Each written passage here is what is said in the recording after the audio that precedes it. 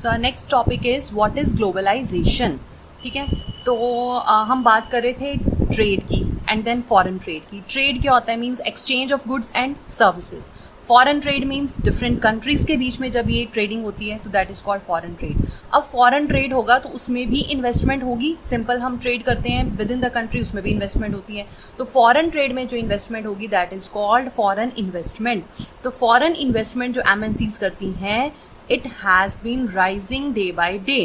So foreign trade between the countries has been rising rapidly. Investment भी increase हो रही है और foreign trade भी increase हो रहा है, and a large part of the foreign trade is also controlled by the MNCs. ठीक है, जैसे कि हमने चाइनीज टॉयज की एग्जाम्पल की थी अपने लास्ट लेक्चर में, हमने फोर्ड मोटर्स की भी एग्जाम्पल ली थी। ठीक है, तो चलिए अब मूव करते हैं हम अपने डेफिनेशन की तरफ। Globalisation is the process of rapid integration or interconnection between the countries. तो ग्लोबलाइजेशन क्या है? एक rapid means fast interconnection, fast integration, इकट्ठा होना, लिंक बनाना डिफरेंट कंट्रीज के बीच में, दैट इज ग्लोबलाइजेशन। ठीक है, so more and more goods and services, investments and technology are moving between the countries. तो कंट्रीज के बीच में क्या क्या मूव कर रहा है? गुड्स भी मूव कर रही हैं, सर्विसेज भी मूव कर रही हैं, पीपल भी मूव कर रहे हैं, इन्वेस्टमेंट्स भी हो रही हैं एंड टेक्नोलॉजी भी मूव कर रही है between the different countries. So basically one question arises here कि why the people move from one country to another?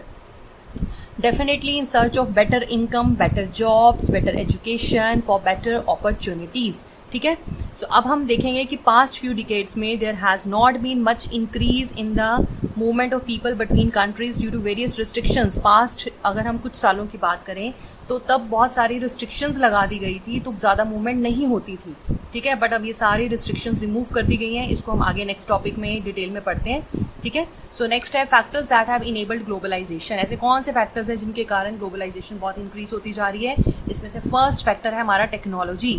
Technology में बहुत ज़्यादा इंप्रूवमेंट हो रही है, बहुत फास्ट इंप्रूवमेंट हो रही है। It has been one major factor that has stimulated the globalisation process. ठीक है, अब हम इसमें एग्जाम्पल है तो पास्ट 50 ईयर्स की एग्जाम्पल है। It has seen several improvements in transportation technology. Transportation की बात करें तो पहले तो वन पर्सन का वन प्लेस से अदर प्लेस में मूव करना के लिए मीन्स ऑफ ट्रांसपोर्टेशन ही अवेलेबल नहीं थे। फिर धीरे धीरे 2 व्हीलर्स बने, फिर 3 व्हीलर, 4 व्हीलर्स, इस तरह से road transportation, air transportation, water transportation के जो मीन्स ऑफ कम्युनिकेशन है वो इन्वेंशन में आए। ठीक है, फर्दर हम बात करते हैं इंफॉर्मेशन एंड कम्युनिकेशन टेक्नोलॉजी की। सो रिसेंट टाइम्स में बात करें जो टेक्नोलॉजी है in the areas of telecommunications, computers, internets has been changing rapidly.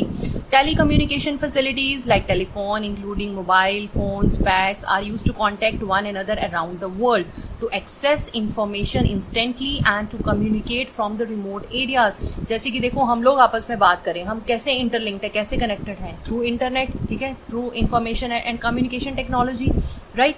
तो स्पेशली इस कोविड पीरियड में तो जितने भी बिजनेसेस थे, सर्विसेज थी, एजुकेशन थी, वो सब टेक्नोलॉजी के कारण ही, इंटरनेट के कारण ही घर बैठे बैठे आप सभी बच्चे एजुकेशन ले रहे हैं। ठीक है, और लोग जो है अपना बिजनेस चला रहे हैं, सर्विसेज प्रोवाइड कर रहे हैं, जो पॉसिबल है इंटरनेट के थ्रू।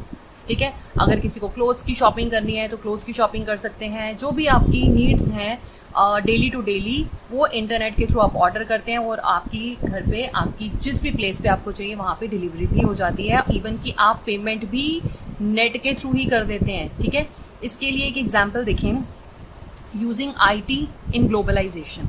ठीक है, सो लंदन में क्या था, एक न्यूज़ मैगजीन थी जो लंदन रीडर्स के लिए पब्लिश होनी थी, तो उसका डिज़ाइन जो था, उसकी प्रिंटिंग जो थी वो दिल्ली में भेजी गई। अब जो मैगजीन का जो टेक्स्ट था वो इंटरनेट के थ्रू उन्होंने दिल्ली ऑफिस में भेज दिया।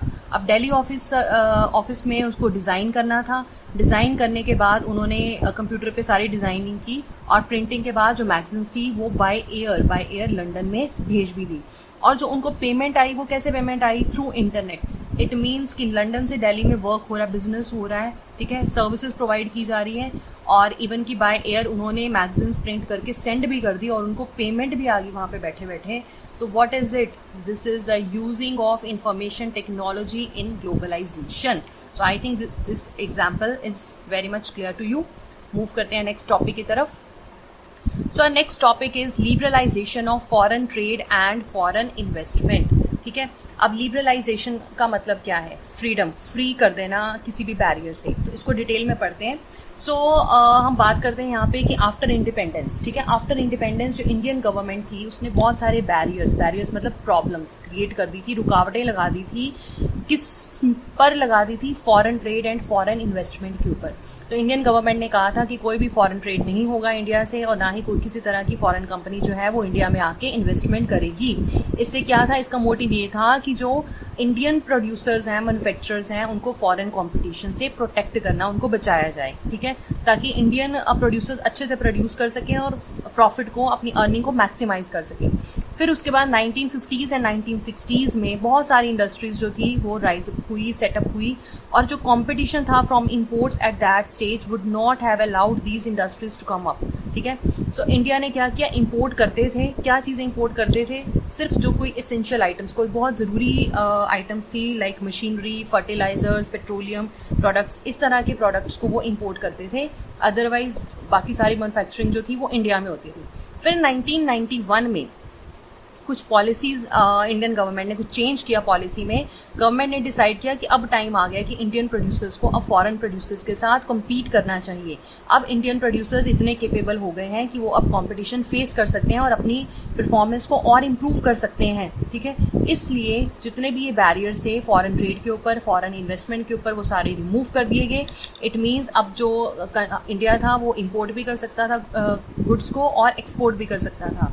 So it means removing barriers or restrictions set up by the government is known as liberalization। तो जितने भी barriers और restrictions लगाए थे, अब कैसे barrier, इसकी एग्जांपल हम ले सकते हैं टैक्स ऑन imports। तो जो गवर्नमेंट ने टैक्स वगैरह लगाती थी इंपोर्ट पे, वो सारा जो था वो खत्म कर दिया। एक्सपोर्ट्स के ऊपर भी जो कुछ चार्जेस लगते थे वो सारे रिमूव कर दिए। सो गवर्नमेंट ने अपनी पॉलिसीज चेंज कर दी। सो इन पॉलिसीज को चेंज करने का रिजल्ट क्या आया कि फॉरेन ट्रेड और फॉरेन इन्वेस्टमेंट से बहुत सारी जो कंपनीज थी उन्होंने बेनिफिट्स लिए, एमएनसीज आई और ग्लोबलाइजेशन